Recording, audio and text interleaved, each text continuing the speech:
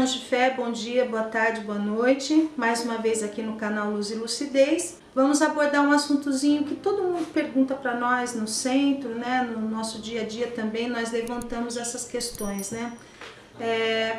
E o que eu quero abordar hoje no nosso vídeo é assim, falar um pouquinho da arquitetura das encarnações, das diferenças sociais, né? Porque às vezes um com tanto, outro sem nada, né? Tantos diferentes aspectos da vida de uma pessoa, às vezes dentro do próprio núcleo dela, né? Então tudo está relacionado ao que você já viveu. Sempre a vida passada, ela vai determinar como vai ser sua vida futura. Quando nós voltamos à pátria espiritual, o que significa? Eu morri hoje, né? Então voltei à pátria espiritual. É feito um balanço. Em algumas vertentes religiosas fala o dia do juízo final. Nós falamos balanço dentro da visão espírita. É feito um balanço das suas assertivas e dos seus erros. Nós vamos olhar o que exatamente nós acertamos, o que nós cumprimos, quais foram as missões concluídas, as inacabadas, o que nós erramos, né, o que pioramos e o que melhoramos. Então, a partir daí, inicia-se um projeto para uma vida futura, aonde você vai terminar os projetos inacabados e aonde você vai receber todas as condições para ter sucesso. Essas condições para ter sucesso no planejamento, no programa da sua nova vida, tem uma relação inclusive com os aspectos físicos do seu corpo físico, né? Algumas pessoas já abordaram a questão deficiência, né?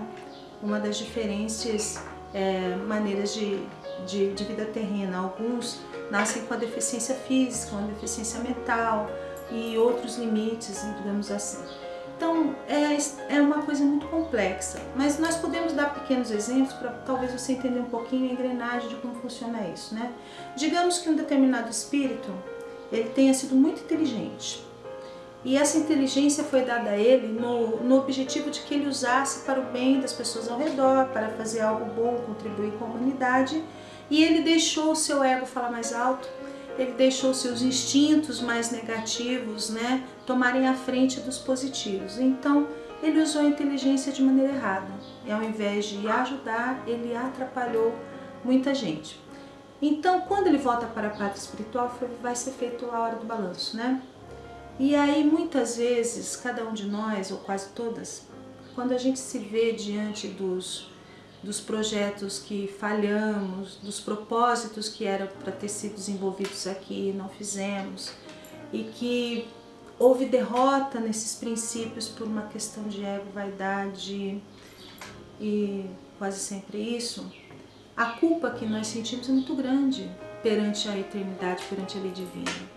E nós mesmos pedimos, né, aos espíritos das altas dimensões, aos mentores espirituais designados para a construção das vidas, que nos permita ter uma nova encarnação que nos puna ou nos corrija desse defeito. Então o que acontece? Uma vez que você usou mal a sua inteligência, o seu espírito continua inteligente, mas ele vai vir num corpo físico que diminua a condição de exercício dessa inteligência. Então, uma deficiência mental, por exemplo. Às vezes você foi uma pessoa que, vamos falar bem popularmente dizendo, fez um comentário, uma fofoca, algo que prejudicou não só uma família, mas promoveu uma reação em cadeia, prejudicou uma família toda ao redor e alguns descendentes também. E aí, então, quando você volta para a parte espiritual, a culpa é muito grande, porque você aumentou o karma. A sua fofoca, a sua intriga destruiu lares, famílias, uma reação em cadeia. Então você acaba pedindo à espiritualidade superior, no princípio de misericórdia divina, que tenha piedade da sua fala e já te cure na próxima encarnação de uma vez. E te dê uma condição na qual você não vai nem poder falar. Como você sente muita culpa, você pede à espiritualidade superior que essa próxima encarnação sua você venha deficiente da fala, você não fala. E assim por diante, isso são exemplos grosseiros, né? Também tem, assim, genéricos, não vou chamar grosseiro, vamos chamar exemplo genérico, para você entender de um modo geral. Mas cada caso é bem analisado individualmente. Também tem a questão, outro formato diferente de vida terrena, né, de encarnação, é a encarnação na homossexualidade.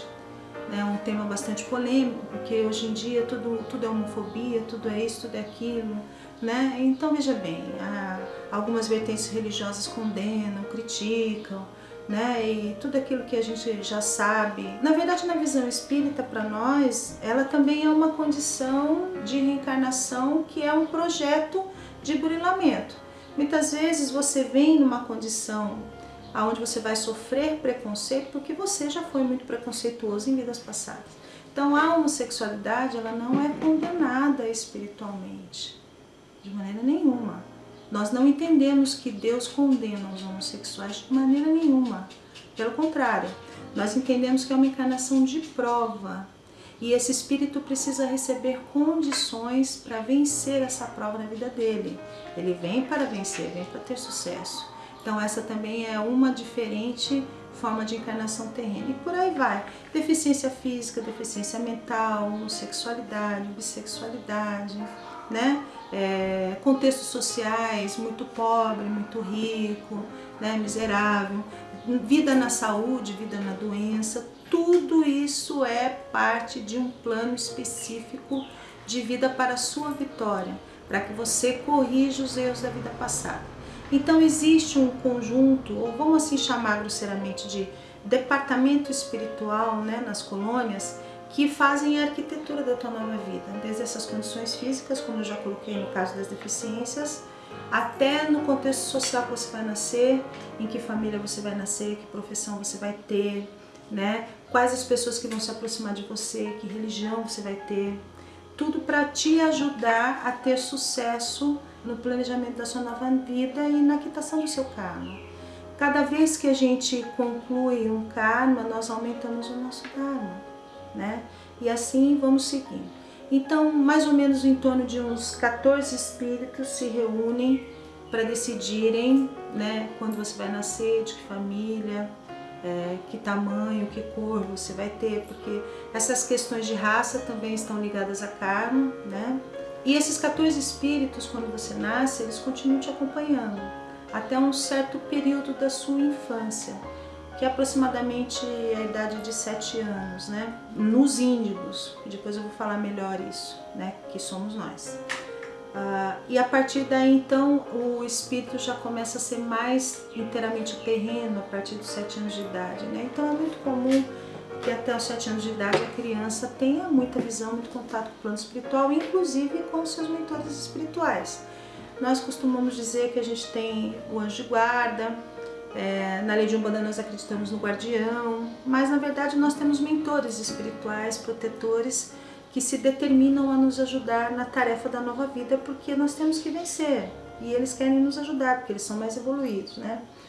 Então funciona da seguinte forma, né? Eles vão nos influenciar com bons pensamentos, eles vão nos iluminar durante o sono, e nós temos que estar sensíveis e atentos a essas influências para a nossa vitória, né? Dentro desse princípio de encarnações, que eu acabei de colocar, como é o momento do nascimento da nova encarnação? Como é que isso vai acontecer? Como exatamente após pronto o meu espírito eu nasço na carne na outra vida, né? É feito todo um trabalho no ventre da sua mãe, no útero de mãe, né? O seu espírito faz um estágio naquela matriz embrionária que até então é um pedaço de carne, trocando em palavras simples, né? E então o seu espírito está sempre aí estagiando no útero, na barriga da sua mãe.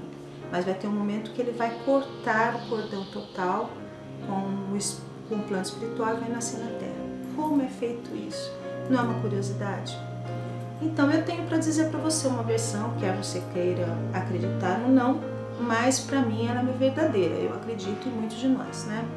Nosso formato físico e espiritual é uma bola de luz, nosso corpo etérico é uma bola de luz. Então chega um momento em que sua mãe vai dar luz a você.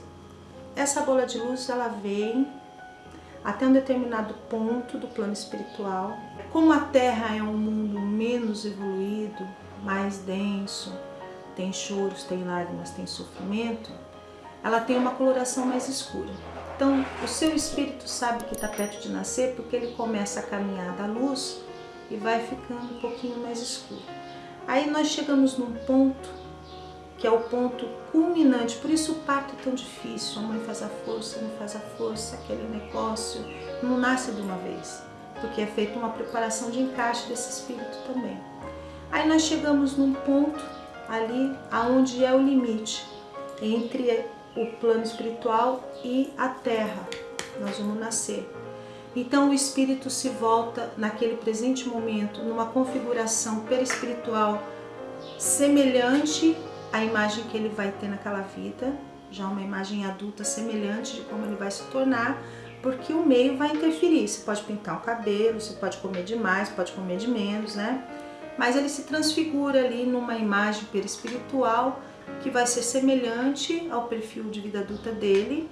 Ali ele se despede da espiritualidade e de costas, é como se ele se jogasse de costas a um abismo. Nós nos jogamos de costas a um abismo. Então nós chegamos num ponto do plano espiritual ali, num determinado limite, vamos chamar limite de município, né?